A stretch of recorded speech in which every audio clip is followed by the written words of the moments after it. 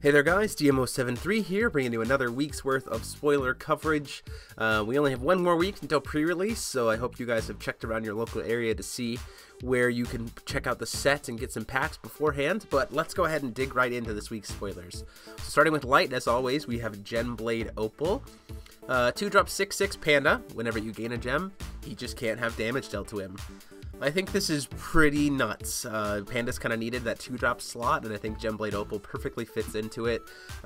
He also makes all of their instant speed gem gains way better because he can just become a perfect blocker or a perfect attacker or trade up with anything, especially when you consider Gem Sword makes Gem Sword particularly way better because you can pump him up, pump up his attack with Gemblade, Gem Sword, and then he won't take any damage because so the defense boost that you don't get from Gem Sword is just completely irrelevant because he just doesn't take damage anyway. So excellent tool for them. Next up we have Rainbow Shimmers, 1-drop quick cast chance. Says you get to pick one of these two modes. One is look at the top X cards of your deck, where X is the number of gems you control. Put a card from among them into your hand and the rest on the bottom of your deck in a random order, or you can pop something that's not a Magic Stone or a J/Resonator with total cost X or less, so essentially additions. I think this is crazy good for Pandas, having that kind of consistency engine. They don't really have much draw power, and so for only one being a quick cast that just gets better the more gems you have, I think that's really awesome, especially since it doesn't have a requirement as to what you can draw. Next up we have Sealing the Gates of Darkness. It's a 1-drop quick cast that just says remove target Resonator from the game. This is essentially a reprint of an old card called Savior of Splendor, which was from back in the Grim Cluster days that had the exact same effect for the exact same cost. I, for one, am very glad to see this card come back. There's a lot of black cards that Pandas really struggle against, namely Abdul, or as well as against, consider a deck that runs white playing against Fox, if people are still playing Fox, or if you don't have the ban list. This just becomes a 1-drop instant speed kill spell for anything that they, can summon with Fox, Manticore, Amit, or Griffin. Also can hit things like their Demonic Dead, lots of different things. Messenger of Lily's Petal. There's just lots of stuff that this can hit, and I'm very excited about it. For such a low cost, it's definitely a card that I think needed to come back, and I'm glad to see it come back. Plus the artwork is amazing. So next up we have Soothsayer Panda, 2-drop 6/5, says reveal the top card of your deck when it enters the field, and if it's a panda, put it in your hand. Again, it's that consistency element that Pandas were kind of sorely lacking, so if you're playing a more panda-centric deck, then this is a way to keep refilling your hand and kind of going off from that, so I'm a pretty huge fan of it. Going into our fire stuff, we have Cross Counter, 1-drop red, new battle art. It says, as an additional cost, remove your strength counters and prevent the next 400 damage multiplied by X that would be dealt to target J/Resonator or yourself. So if your opponent's about to try to burn you for a bunch of damage, you can go, or swing in with a creature or something else, you can go Cross Counter, remove a couple counters, and then suddenly negate all that damage. I think this is really cool for Kirik. It's a very handy tool, especially for Kirik himself, because he does have that 10 defense, which can sometimes become a little bit of an issue. And I really like this effect. I like being able to prevent burn damage, so pretty cool. And it is unfortunately centric to Kirik, but at the same time I still think it's cool that we're getting things like that. Next up we have Dragonoid Rogue, 1-drop 4/2, Dragonoid with swiftness that just says at the end of the turn, put it back in your hand. I think this is a really great tool for aggro. Back in the Kaijudo days, there were a lot of cards like this that were kind of staple in red decks, and I think that yes, we have Red Cap, which can recycle itself, but this is more in theme because it is a Dragonoid, so the fact that it bounces back to your hand, but it has swiftness, so you can just play it and swing, I think is really cool. Next up we have Fast Food. This is a chant. It says choose one, put 5 strength counters on your J ruler or banish a Resonator, and if you do, put 10 strength counters or banish a beast specifically, and if you do, put 15. I really like this card a lot. I wish it was quick cast for sure because of the fact that it's fast food. Because then it could definitely make use of your pigs later on after you've already flipped or something like that, where you banish, you've already used one pig but you have another one on board, so then this kind of becomes well, I'm going to sacrifice this pig and refill Kirik on his J ruler side. I really like that a bunch, but I still think even as a chant this is going to be something that you're going to see play as at least a 2 of probably in most Kirik decks, because having a way to fuel that many counters super fast with Kirik's on his J-Ruler side, I think is very important. Next up, we have Hoel Chicken. It is a 1-drop 3/3 that when it dies, you get 3 strength counters. I really like this card a lot. I'm a huge fan of it.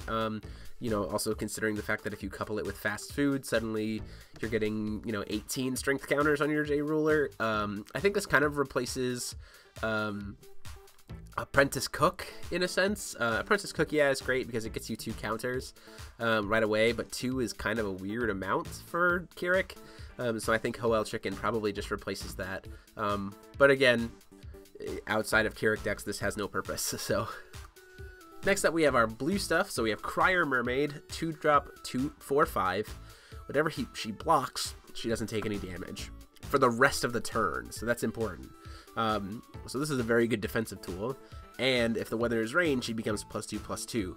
I really like the fact that it specifically says be all damage we dealt to this card this turn. Like, a second it starts blocking, this trigger goes on the chase, which I really like because that means she can essentially block anything, and then your opponent can't like try to kill her with something else.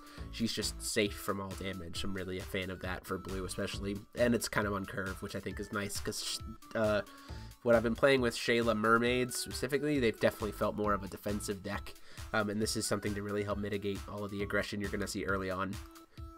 Next up, we have Dinosaur Surfacing. 1-drop chant just says search for a dinosaur, reveal it, put it into your hand, and then shuffle your deck. And then for Awakening for 5, so you can cast it for 5 technically, it just says put it into your field instead. So I actually like that effect, the effect of being able to put any dinosaur, that extra Awakening, because otherwise you might as well just be playing Dragon Summoning, which is the red card, because that gets you a Dragonoid, or a dragon, or a dinosaur, just gives you more utility. But the fact that you can pay this for 5 potentially and bring out a dinosaur from your deck is pretty relevant, I think, for this spell. Now here's the thing. The Mosasaurus is your big dinosaur that you want to get. Now this card is very interesting. So 5-drop 15/10. So when it enters the field, you choose 1. You destroy target rested Resonator, or 3 target magic stones of any kind, so it doesn't have to be special, don't recover during their controller's next phase. This is essentially like new Hook. But the interesting thing here is, 1, this guy doesn't tap the stones down. So if they're already recovered, your opponent just kind of has to like leave them there until their next recovery phase, and then they're unaffected.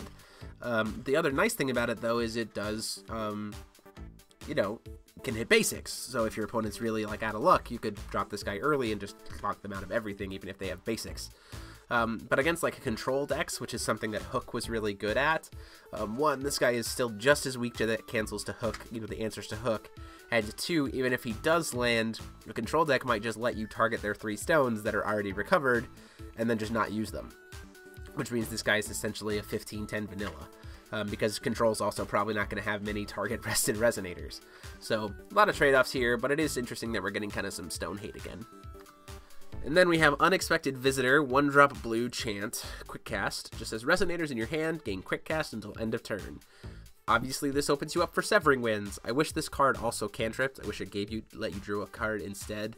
But I'm not necessarily against it. It would be against, you know, if you're playing against a deck that obviously isn't going to be playing Severing Winds, or like if you can kind of make that call, then I think this is really good. So this is probably a sideboard card more than anything if you're playing a deck that wants to have quick cast Resonators, but again, I'm not necessarily sure, since it doesn't have any form of draw power with it, how good this card is. Moving into our green, we have Envoy of the Dragon Priestess, 3-drop 7/7. Look at the top 4 cards of your deck when it enters the field, grab a Dragonoid, and put it into your hand. So it's just a consistency bonus for green Dragonoids. Nothing really to shake a stick at. I wish the stat line was a little bit better, but he does let you look at 4 cards, which I think is pretty good. Now we have Ryula in her much younger form, since we're way back in the past. The Dragon Priestess, 2-drop 6/6 Dragonoid. Makes elementals 1 less to play, which I think is great for Gil. And then when it enters the field, you can put all elemental cards from your removed area into your graveyard. So she can recycle those elementals that Gil has been using to produce Will. And then Awakening for 2. that she can go grab a Viola the Dragon Priestess and put it into the field and then shuffle the deck. So Viola and Ryula are now kind of back to working together, back before they met Gil, Alhamat, and stuff like that. Next up, we have the Eternal Tower. Very interesting addition here. May or may not see play. It's, if at best, it's in sideboard stuff. But it's a 3-cost addition that says whenever a chant, so specifically a chant, with total cost 1 or less is played, you cancel it. Now keep in mind, this is only chance, and it doesn't affect, it is purely going off of total cost of the spell. So this will never cancel Severing Winds, even if it's cast for free. This will never cancel a final battle, provided your opponent actually pays into it at all. Anything like that. This can cancel things like Farer's Spell, Otherworld Dreams, Rapid Growth, Lightning Strike, any of those specific things. So for that reason, I think this kind of sits as a sideboard card at best, but it is interesting that we're getting this kind of additional cancel-y kind of stuff for Wind that just is kind of a static effect. Other thing to note is that it's both players, so it does hit you as well. Just something to be noted of. Next up, we have Viola, the Dragon Priestess, so obviously we're going to get to her. 2-drop 6/6 Dragonoid as well. As she enters the field, you can remove up to 6 elementals in your graveyard from the game. Based on how many you remove, for every 2 you remove, she can pick one of her 3 abilities, so up to 3. She can draw a card, bounce a Resonator to the bottom of its owner's deck, or produce 2 green. So she could potentially be free, which I think is very interesting. An Awakening for 4 is to grab Ryula and bring her into the field. So I obviously think that Viola is probably the one you play first. You know, you play her, remove 6 elementals, draw a card, bounce a dude, produce extra will, and then bring in Ryula out of your deck. And then bring all those elementals back to your graveyard so you can use them again. I think is the kind of nomenclature of that, but it's interesting to see these Dragonoids with such obvious support for elementals with all the elemental stuff we're already seeing. So pretty cool that now the actual elemental deck is getting some more support. Lastly, we have our black cards. First up, Ceaseless Devotion, 2 black, 1 black, 1 colorless chant. Quick cast, as long as target Resonator you control is in the field, if damage would be dealt to you, the player, it's dealt to that Resonator instead. So essentially, whatever, you know, you kind of turn your Resonator into a lightning rod. This is at best a sideboard card in my opinion, because it's specifically player damage to yourself, but at the same time, it's only one-sided damage. It's not like that Resonator also gets to deal damage, but it is interesting that this redirects burn as well as effect damage. Anything that would be dealt to you, the player, gets lightning rodded to that Resonator. Next up, we have Darkblade Harvest, 3-dropped mystery chant. Just says destroy target J Resonator, or target Resonator, not J Ruler. Jeez. Awakening for 2 mystery counters, deals damage equal to the attack of that Resonator to your opponent. So you kind of riposte and like strike them back, killing their guy, and then pinging them for the damage. Very interesting spell. Definitely more geared towards like if you're playing a burny kind of dark list, so you can kind of like wait until your opponent gets something big, kill it, never. I definitely wish this card was instant speed, but I understand why it's not. So it's kind of a niche card. Maybe it just replaces Vitality Drain, because that's kind of just an expensive card and you don't want to open yourself up to quick cast being canceled by Farer. Next up, we have Faith in Darkness, which is crazy, I think. So it's a 2-drop chant.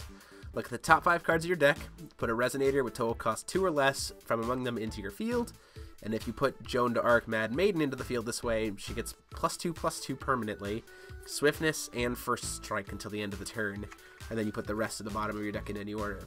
This is a really good consistency piece. A lot of Darkness Resonators right now are 2-drop or less, so I think that's really nice, and Dark doesn't typically have a lot of draw power, but let's talk about Joan of Arc. She is a 7/5, so if she's brought in on the spell, she becomes a 9/7, then would get Swiftness, but she can get Swiftness if you have 3 or more other J-Rule Resonators. And if she deals damage, she actually gives minus counters instead. She gives a -1/-1 for every 100 damage instead. So considering the fact that she gets First Strike, that's pretty crazy. So she will deal her 9 damage to something, you know, give it 9 -1/-1 counters, and then it deals damage back, but at the same time it just had its -9/-9 put on it. And here's the other thing too that I think is very interesting.